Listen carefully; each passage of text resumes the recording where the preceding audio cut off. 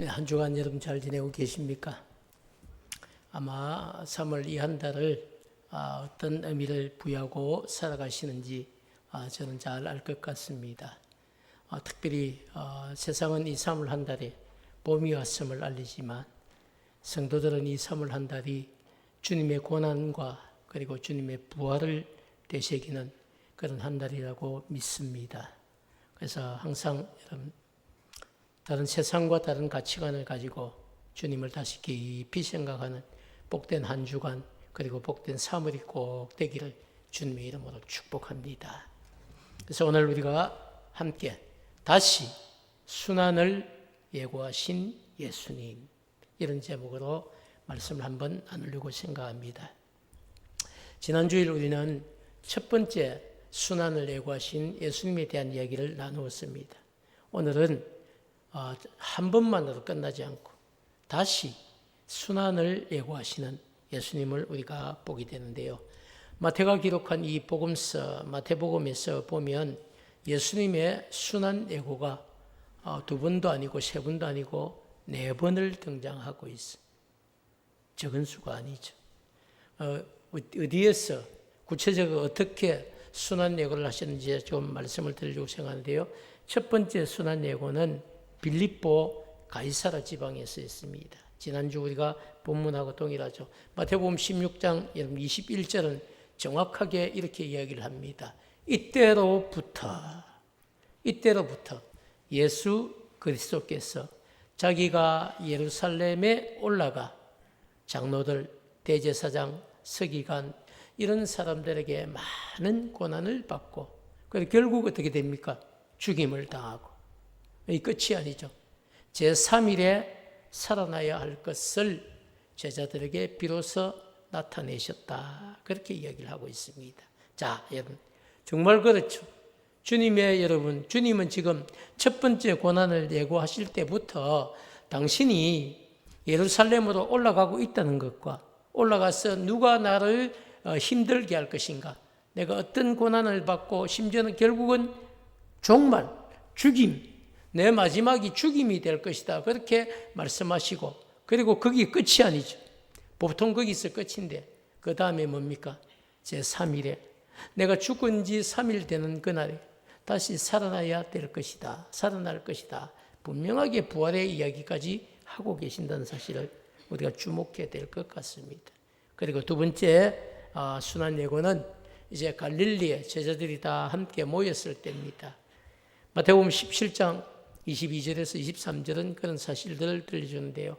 갈릴리에 모일 때에 갈릴리에 함께 제자들과 모였을 때 예수께서 제자들에게 말씀합니다. 인자가 장차 사람들의 손에 넘겨져 죽임당하고, 여기도 죽임이죠. 그리고 죽임이 끝이 아닙니다. 제3일에 살아나리라 하시니 제자들이 매우 근심하더라. 도대체 무슨 이야기야? 왜 자꾸 저런 얘기를 하시는 거지? 근심이 되는 겁니다. 자, 세 번째, 오늘 예루살렘으로 올라가는 길에서 오늘 주님이 말씀하고 계십니다. 오늘 본문이죠. 20장 그죠? 17절에서 19절까지 한번 다시 더 보겠습니다. 예수께서 예루살렘으로 올라가게 하실 때에 12제자를 따로 데리시고 길에서 말씀을 하시는 겁니다. 어떤 내용일까요? 18절을 보면요. 보라, 우리가 지금 어디로? 예루살렘으로 올라간다. 인자가 대제사장 서기관에게 넘겨져서 그들이 나를 죽이기로 결의하고 재판을 한다는 이야기, 결정을 한다는 이야기. 그리고 자신들이 아니고 유대인이 아닌 이방인들, 로마 사람들에게 나를 넘겨주고 그들이 나를 조롱하고 채찍질하고 십자가에 못 박을 것이다. 그래서 내가 결국 죽게 될 것이다. 그렇지만 다시 강조를 하고 있죠. 제3일에 내가 어떻게 된다? 살아날 것이다. 이렇게 여러분 세 번째 이야기를 했어요. 그리고 마지막 네 번째 여러분 순환 예고는요. 예루살렘으로 이미 들어가셨습니다. 입성하시고 난 뒤에 유월절 절기가 다가오는데 그 유월절 절기를 앞두고 말씀하셨는데요. 이 네 번째 이야기를 보면 26장 2절 말씀인데 너희가 아는 바와 같이 이틀이 지나면 무슨 절기다? 유월절 절기다. 유월절은 여러분 어린 양을 잡는 절기입니다. 유월절 절기다. 기가 막히지 않습니까? 어린 양이신 주님이 달려 돌아가신. 그래서 인자가 십자가에 못 박히기 위하여서 어떻게 될 것이다? 팔리게 될 것이다. 누가 팝니까, 여러분? 제자 중 하나인 가룟 유다가 은 30에 자기의 스승인 예수 그리스도를 팔게 되죠. 물론 나중에 후회하고 그가 돈도 던져버리고 그리고 스스로 죽음을 택하게 되지만 이런 안타까운 이야기들이 오늘 성경 안에 마태를 통하여서 우리에게 4번이나 등장을 하고 있습니다. 자, 사랑 여러분, 왜 예수님께서 순환에 대한 예고를 한 번만 해도 우리가 사실 가슴 아픈 이야기죠. 2번, 3번, 4번 이렇게 많이 하고 계실까요? 생각해 보면 여러분, 예수님이 조롱당하고 채찍질 당하고 십자가에 못 박혀 죽으실 이야기가 말씀하시는 예수님 자신이나 또 그 이야기를 계속 반복해서 듣는 제자들 모두에게 즐겁고 여러분 행복한 이야기 아니지 않습니까? 그럼에도 불구하고 왜 반복해서 이 이야기를 하셔야 했을까? 우리는 그런 관점을 가지고 오늘 말씀을 좀 들어야 될 것 같습니다. 왜 여러분? 즐거운 이야기는 여러분 100번 해도 좋지 않습니까? 누가 여러분 금메달 땄다. 우리 가운데 누가 자녀가 있는데 뭐 어디 가서 금메달 땄다 이러면요. 여기저기서 그 이야기를 100번 해도 여러분 얼마나 행복하고 좋겠습니까? 또 우리 이야기 아니라도 월드컵에서 뭐 2대0으로 지고 있다가 세골 연달아가 2대3으로 이겼다. 얼마나 100번 들어도 좋은 이야기죠. 근데 힘든 이야기는 여러분 한 번만 들어도 힘든 거예요.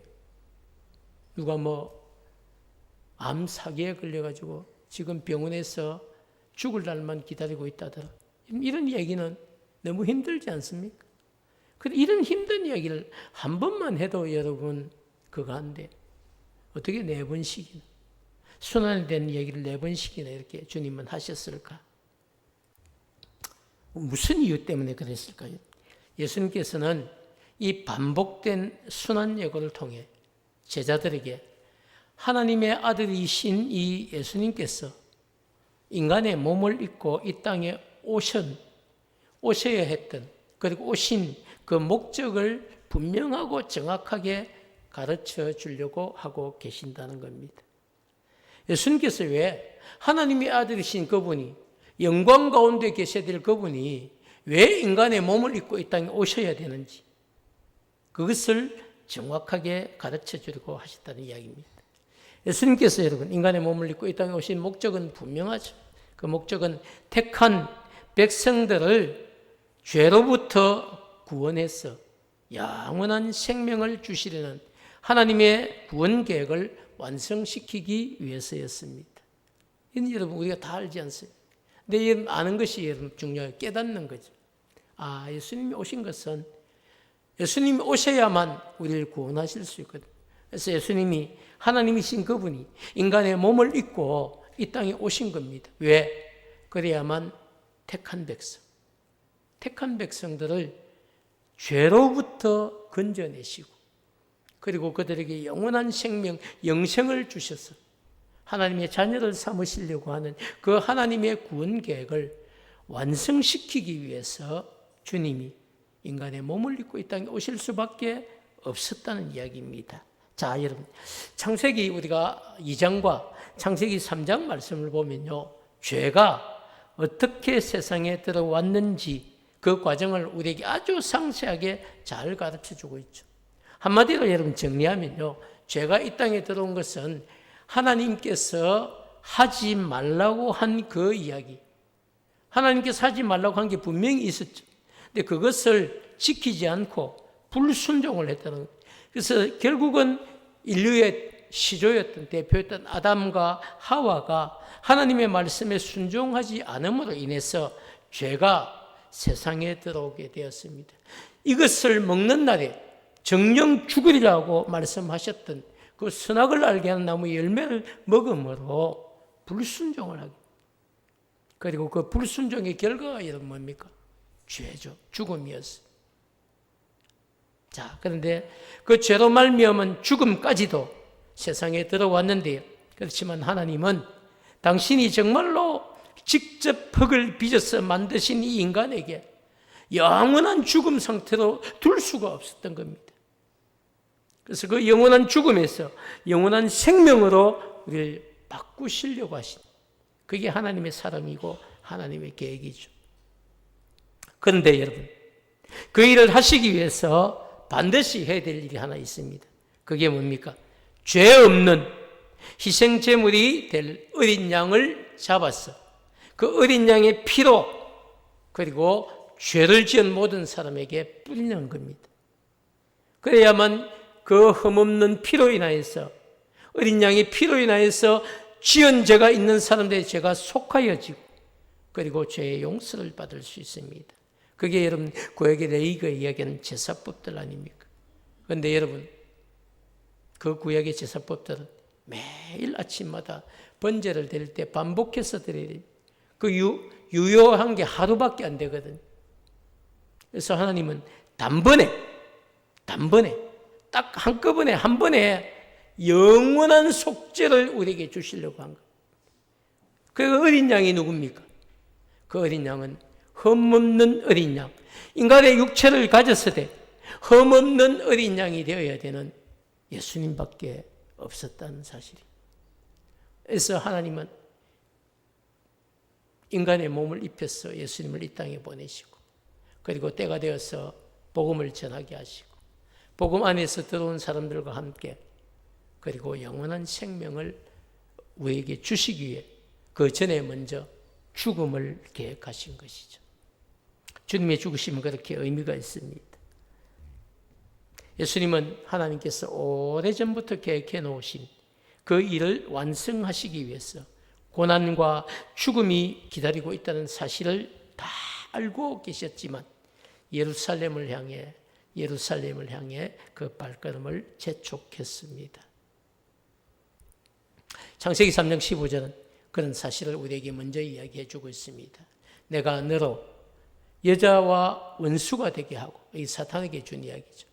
내가 너 사단, 여자와 원수가 되게 하고, 너의 후손도 여자의 후손과 원수가 되게 하리니, 여자의 후손은 너의 머리를 상하게 할 것이다. 뱀의 머리를 상하게 하는 것은 곧 뱀의 죽음입니다. 다만 너는 그의 발꿈치를 상하게 할 것이다. 뱀에게 이런 발꿈치를 물리면 어떻게 되겠습니까? 죽음이죠. 독을. 그래서 결국 주님은 죽으시지만 그러나 하나님이 다시 살리시는 거죠. 그러나 여자의 후손을 통해서 너는 너의 머리가 상하게 될 것이다. 3일 동안 죽음의 그 근세, 사단이 자기의 것인 줄 알고 있었지만 그 죽음의 근세를 깨뜨리고 다시 주님이 부활하심으로 말미암아 죽음이 끝인 줄 알았던 그 시대, 그 세상을 향하여서 죽음이 끝이 아니라 죽음 이후에 생명이 있다는 사실, 영원한 생명과 부활이 있다는 사실을 우리에게 보여주신 사건이 바로 주님의 부활입니다. 사랑하는 여러분, 자세히 여기 살펴보면요, 주님의 순환 예고는 첫 번째와 두 번째 순환 예고보다 참 어떻게 보면요, 세 번째 순환 예고가 훨씬 더 구체적입니다. 첫 번째와 두 번째 순환 예고를 보면요, 동일한 내용이 고난 받으실 것이다, 그리고 죽임 당하실 것이다, 그리고 제3일에 살아날 것이다. 이게 여러분 첫 번째, 두 번째 순환 예고의 핵심이에요. 그런데 여러분 세 번째 순환 예고는 다릅니다. 대제사장들과 서기관에게 넘겨져서 재판을 받고, 그리고 사형 선고를 받고, 그리고 이방인에게 넘겨져서 조롱을 당하고, 그리고 채찍질 당한 후에 십자가에 못 박히게 될 것이고, 그리고 난 후 3일 만에 다시 살아나게 될 것이다는 사실을 우리에게 아주 구체적으로 너무너무 여러분 디테일하게 우리에게 가르쳐주고 있다는 사실입니다. 자, 여러분, 그런데 더 놀라운 사실은요, 예수님께서 이렇게 세 번째 순환 예고를 하신 것과 일치하게 예수님은 유대 종교 지도자들의 재판 기간이 당시에 산헤드린 공의회, 이 산헤드린 공의회에 의해서 재판을 받습니다. 그리고 사형을 언도받습니다. 유대인들은 여러분 사형 언도는 할 수 있는데 사형 집행을 당시에 못했어요. 사형을 언도받고 그리고 누구에게 넘겨집니까? 우리가 잘 알고 있는 본디오 빌라도. 빌라도에게 넘겨져서 사형을 여러분 집행을 당하게 됩니다. 자, 그래서 여러분 어떻게 보면 저 본디오 빌라도는 오고 오는 모든 세대의 성도들에게 정말 어떻게 보면 본디오 빌라도의 고난을 받으시고 이렇게 표현됩니다. 사실은 그 모든 것들을 사내들인 공의회가 이미 다 결정하고 재판을 하고 사형을 언도하고 본디오 빌라도에게 툭 던졌어. 본디오 빌라도는 그걸 승인하지 않으면 안 되는 그런 상황들이었음을 알 수가 있습니다. 자, 여러분 왜 그러냐면요, 십자가형은 유대인들이 사용하는 여러분 사형 집행법이 아닙니다. 유대인들 사이에서는 십자가 사형이 없어요. 그럼 이건 누구냐면 로마인들이 자기의 죄수들을 죽일 때 사용하는 사형 집행법입니다. 그래서 예수님이 유대의 어떻게 보면 정치범이 되어서 로마의 반역죄처럼 되어가지고 로마가 예수님을 십자가형으로 죽이게 된다는 사실이죠. 자, 사랑하는 여러분. 근데 여기서 우리가 주목해야 될 것은요, 다름 아닌 순환 예고를 듣고 난 뒤에 대한 제자들의 반응입니다. 저는 오늘 여기에 포커스를 좀 맞추려고 생각하는데요. 제자들은 첫 번째, 지난주 기억하시죠? 첫 번째 순환 예고를 들었을 때에 예수님께 어떻게 했습니까? 예수님, 그렇게 하지 마십시오. 저희들이 그렇게 되도록 그냥 두지 않겠습니다. 누가 이야기합니까? 베드로가 나서서 이야기를 하죠. 여러분, 이게 베드로만의 생각일까요? 거기 그 자리에 있는 12제자들 모두의 생각입니다. 다만 누가 앞서서 이야기합니까? 수장이었던 베드로가 제일 형님이니까. 예수님 도대체 그게 무슨 소리입니까? 그렇게 하지 마십시오. 저뿐 아니라 저희들 모두 다 나서서 주님이 그렇게 되지 않도록 막아드리겠습니다. 이런 이야기를 하는 거예요. 그런데 여러분, 예수님 반응이 어떻습니까? 후파하게 사탄 이렇게 이야기하는 거예요. 이게 원한대요. 사탄아 물러가라 이렇게. 아니 조금 전만 해도 베드로 네가 했던 이 신앙 고백에 내가 교회를 세워주겠다고 말씀하신 주님이 너무 여러분 정말 책망. 후파하게 사탄아 물러가. 너는 나를 넘어지게 하는 자다. 네가 지금 하나님의 일을 생각하지 않고 사람의 일을 생각한다. 그렇게 야단을 맞고 책망을 듣지 않습니다. 그게 그래도 여러분 제자들의 반응이 어땠습니까? 제자들의 반응이요, 주님과 함께 주님에게 고난이 닥치지 않도록 자신들이 뭘 하겠다는 겁니까? 나서보겠다고 그렇게 그런 반응을 보이지 않았어요. 그런데 두 번째, 여러분 이 순환 예고를 듣고 난 뒤에 반응은 그렇지 않습니다. 그들의 반응은요, 예수님이 하신 말씀을 듣고 근심하고 속으로 근심만 하고 정말 저렇게 되면 어쩌지? 정말 주님이 말씀하신 것처럼 예루살렘을 올라가서 신문을 당하고 죽임 당하면 어쩌지? 속으로 근심만 하고 있었다. 이렇게 이야기를 하고 있습니다. 세 번째, 여러분 순환 예고를 듣고 난 뒤에는 너무 더 어이가 없죠. 세 번째 순환 예고를 듣고 난 뒤에는요, 그 근심조차도 안 합니다. 어디에 관심이 있습니까? 제자들이 여러분 서로 높은 자리를 놓고 다툼을 하고 있습니다. 그들은 예루살렘을 올라가면 예수님께서 여러분 능력자 아닙니까? 죽은 사람을 살리죠. 아픈 사람도 말씀 한마디로 고치죠. 말씀 한마디로 귀신 들린 사람도 내쫓죠. 그리고 또 주님이 숨겨진 비장의 카드가 하나 있거든요. 그게 뭡니까? 12영이나 더 되는 천사들을 부릴 수 있는 권세가 있었어요. 12영은요, 엄청난 한 영이 6,000명이거든요. 그럼 12영이면 72,000명의 군대로 치면 그렇다니 그만큼 엄청난 천군 천사장을 여러분 부릴 수 있는 분이 누구셨느냐? 예수님이셨다. 그래서 제자들은 그런 걸 알거든요. 그래서 우리 주님이 마음만 딱 한 번 잡수시면 로마 군대 저거 아무리 많고 세도 저거 한 방에 끝장난다는 걸 압니다. 그러니까 제자들은 올라가면서도 계속 관심이 주님 로마 예루살렘으로 올라가셔서 그곳에서 로마 병정들을 다 말씀 한마디로 무너뜨리시고 다 멸하시고 그리고 정말 성경이 얘기한 다윗의 나라, 그 나라를 주님이 다시 세우십시오. 그리고 난 뒤에 주님의 오른편 왼편에는 우리를 앉혀주십시오. 누가 이야기합니까? 야고보와 요한이 그런 이야기를 해요. 이 야고보와 요한의 이런 얘기 때문에 여러분 베드로부터 시작해서 다른 모든 제자들이 마음이 상한 겁니다. 저 뭐야? 인간적으로 그 예수님과 여러분 야고보 요한은 사촌이거든. 이종 사촌간.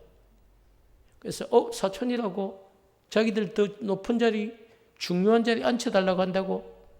왜 그런 얘기를 하냐고? 왜 너희들만 앉아야 되냐고? 우리도 다 그 자리에 앉을 자격이 있지 않냐고? 이런 그런 지금 자리를 놓고 다툼을 지금 하고 있다는 사실. 사랑하는 여러분, 예수님은 지금 택한 백성의 구원을 위해서 자신에게 다가올 조롱과 채찍질과 십자가 죽음을 다 알고 있지만 그 길을 피하지 않고 묵묵히 예루살렘을 향해 지금 올라가고 계시지 않습니까? 근데 제자들은 지금 어떻습니까? 왜 여러분 예수님, 모든 것을 다 아신 예수님께서 그 길을 피하지 않고 한 걸음 한 걸음 올라가고 계실까? 아까도 말씀드렸지. 하나님께서 우리 주님, 예수님을 통해 하실 일들을 주님은 다 알고 계시기 때문이죠. 그래서 나중에 여러분 겟세마네 동산에서 기도하실 때도 이렇게 기도를 하시죠. 아버지, 저의 소원대로 하지 마시고 아버지의 뜻대로 행하시옵소서. 십자가 죽음을 앞두고 여러분 사실 예수님도 인간적으로 그 피할 수만 있다면 십자가 죽음을 피하고 싶으면 인간적인 마음도 있는 거예요. 아버지, 저의 소원대로 하지 마시고 당신의 소원은 뭡니까? 할 수만 있다면 이걸 피하게 해달라는 거죠. 그러나 저의 소원대로 마시고 아버지의 뜻대로 행하시옵소서. 그렇게 3번 기도하시고 여러분 가룟 유다에 의해서 스스로 팔려가시는 거죠. 사랑하는 여러분, 하나님은 예수님께서 당하실 고난과 십자가 죽음을 통해 죽음의 권세를 깨뜨리고 부활하신 예수님을 보여주심으로 오직 예수 안에서만 영원한 생명이 있다는 사실을 오고 오는 세대의 모든 사람에게 지금 보여주고자 하시는 것이죠. 하나님의 계획은 그런 거예요. 죽음이 끝이 아니다. 사단은 죽음이 끝인 줄 그렇게 이야기하고 죽음의 그 근세를 가지고 오랫동안 너희들을 그렇게 괴롭혀왔지만 힘들게 해왔지만 두렵게 했지만 그러나 죽음 그것이 끝이 아니다. 죽음은 어디로 가는? 영원한 생명으로 가는 과정이다. 내가 내 아들 예수를 통하여서 그걸 너희들에게 보여주겠다. 그것이 여러분 하나님의 계획. 그래서 죽음의 근세를 깨뜨리고 사흘 만에 다시 부활하신 주님 그 모든 과정을 우리에게 보여주심으로 여러분 죽음이 끝이 아니라 죽음 이후에 부활이 있다는 사실을 주님이 보여주시고 신약 성경들은 그런 표현을 하죠. 예수님이 부활의 첫 열매가 되시고 우리는 그 다음 열매가 된다. 분명하게 이야기를 하고 있습니다. 사랑하는 여러분, 그렇지만 주님과 함께 있었던 제자들은요, 이 부활에 대한 메시지를 듣고도 부활의 소망에 반응을 하지 않습니다. 왜 여러분 제자들은 부활의 소망에 반응을 하지 않았을까요? 그곳에 있던 제자들의 관심은요, 부활에 대한 소망보다는 예수님을 통해서 자신들에게 다가올 영광만 생각했기 때문입니다. 근데 이런 것 아시죠? 십자가 없이는 여러분 영광이 없습니다. 고난이 없이는 영광이 있을 수가 없습니다. 그게 여러분 성경이 우리에게 가르쳐주고 있는 진리입니다. 어떻게 여러분 고난 없이 여러분 영광이 있을 수 있습니까? 십자가 없이 어떻게 여러분 부활이 있을 수 있습니까? 죽음 없이 어떻게 부활을 얘기할 수 있겠습니까? 그러니까 모든 것이 시작이 끝이 아니고요. 시작이 우리에게 복된 결론을 주기 위한 과정이라는 사실을 주님은 아시는 겁니다. 그렇지만 인간적으로 그 일들이 너무 초라하고 부끄럽고 힘들고 고통스러운 과정이기 때문에 그 십자가를 피하고 싶었던 주님의 인간적인 마음들도 저희들이 조금 이해를 할 수 있어야 되겠습니다. 그러나 여러분, 그럼에도 불구하고 아버지의 뜻대로 하시옵소서. 사랑하는 여러분, 신앙생활 하면서 여러분의 관심은 어디 있는지 오늘 묻고 말씀을 마치려고 생각합니다. 여러분의 관심은 어디 있습니까? 주님의 관심은 하나님의 계획을 온전히 이루어야 되겠다. 그게 주님의 관심이었어요. 제자들의 관심은 어디 있습니까? 주님이 예루살렘에 들어가셔서 주님의 나라를 세우실 그때에 좀 더 높은 자리에 우리가 앉아보겠다. 그것이 제자들의 관심이었어요. 오늘 여러분, 재림의 주님을 기다리고 살아가는 오늘 여러분 관심은 어디에 있습니까? 정말 여러분의 관심이 다시 오실 주님, 그 재림의 주님에 있습니까? 아니면 이 땅에서 어떻게든지 좀 더 잘 살려고 하는데 주님이 좀 도와주셨어. 내 힘으로 좀 부족하니까 하나님이 나를 좀 도와주셨어. 어떻게든지 내가 좀 더 잘 살고 부하게 살고 건강하게 살고 우리 자식들도 잘 되고, 여러분 거기에 혹 우리의 관심이 있는 것은 아닙니까? 물론 그것이 나쁘다, 죄악이다 이렇게 저는 말씀드리고 싶지 않습니다. 사람이라면 다 눈앞에 보이는 현실에 관심을 가져야 되는 것, 그건 뭐 누가 이야기하지 않아도 그건 인지상정 아니겠습니까? 그러나 그럼에도 불구하고 하나님께서 저와 여러분에게 십자가를 보여주신 것, 부활을 보여주신 이유가 분명히 있다는 이야기입니다. 그게 뭡니까? 우리 한번 같이 고백할까요? 죽음이 끝이 아니고 죽음 이후에 부활이 있고 부활과 함께 영생이 있음을 보여주시기 위함입니다. 아멘. 그 소망이 여러분의 소망이 되기를 축복합니다. 여러분, 세상 사는 것 우리가 참 엄청나게, 저도 어린 시절에는요 엄청나게 세상이 많이 남은 줄 알았어요. 근데 어느덧 여러분 이렇게 세월이 흘렀어. 오늘 밤에 주님이 저를 데려가신데도 제가 여러분 안타까워서 주님 좀 더 살게 해주세요 그런 마음은 아니에요. 주님 끝까지 제대로 쓰임받고 주님 데려가실 때에 아쉬움 없이 너무 감사합니다. 주님 저를 지금까지 사용해 주셔서 감사합니다. 쓰임받다가 가게 해 주셔서 감사합니다. 그것이 여러분 우리의 고백이 되어야 되지 않겠습니까? 사랑하는 여러분, 저는 여러분의 관심이 어디 있는지를 묻고 싶습니다. 물론 저에게 일일이 대답 안 하셔도 됩니다. 설교 끝나고 나중에 문자를 저한테 목사님 저의 관심은 어디 있습니다 이렇게 안 해도 돼요. 안 해도 됩니다. 여러분 표정만 봐도 제가 알겠거든. 우리 품은교회에 속한 모든 성도들, 여러분의 관심이 정말 주님의 나라에 있는 줄 믿습니다.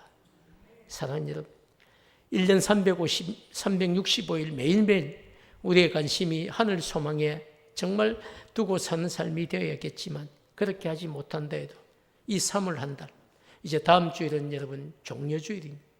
그 다음 주일은 또 부활주일입니다. 남은 이 2주간만이라도 여러분 정말 주님이 당하신 고난을 생각하고 또 주님이 우리에게 보여주신 부활을 생각하면서 항상 감사한 마음으로 살 수 있는 저와 여러분 되기를 축복합니다. 뿐만 아니라 여러분, 예수님은 계속된 순환여행을 통해서 정말 예수님께서 제자들과 함께 하지 못할 날이 다가올 것임을 말씀하시고 그런 날들을 대비해서 우리 모두가 제자들뿐만 아니라 우리 모두에게도 영적인 무장을 하고 살아가기를 원하신다는 사실입니다. 그래서 여러분 이 3월 한 달 말씀을 받으면서 감사한 마음과 함께 영적 무장을 할 수 있는 그런 귀한 기회가 되기를 주님의 이름으로 축복합니다. 그래서 다음 주일 여러분 이제 예수님의 예루살렘 입성을 기념하는 종려주일이라서 입교 그리고 유아세례 그리고 세례를 받으시는 분들이 준비를 하고 대기를 하고 있습니다. 가족들 여러분 꼭 축복해 주시고요. 또 구역 식구들 축복해 주시길 바랍니다. 그리고 온 교회가 이 정말 주님의 공식적인 주님의 자녀가 되는 이런 일들을 함께 기도함으로 기뻐할 수 있기를 축복합니다. 한 주간 더 많이 기도하시고 영적으로 무장하셔서 감사함으로 종려주일을 맞이할 수 있는 우리 품은교회 되기를 주님의 이름으로 축원합니다.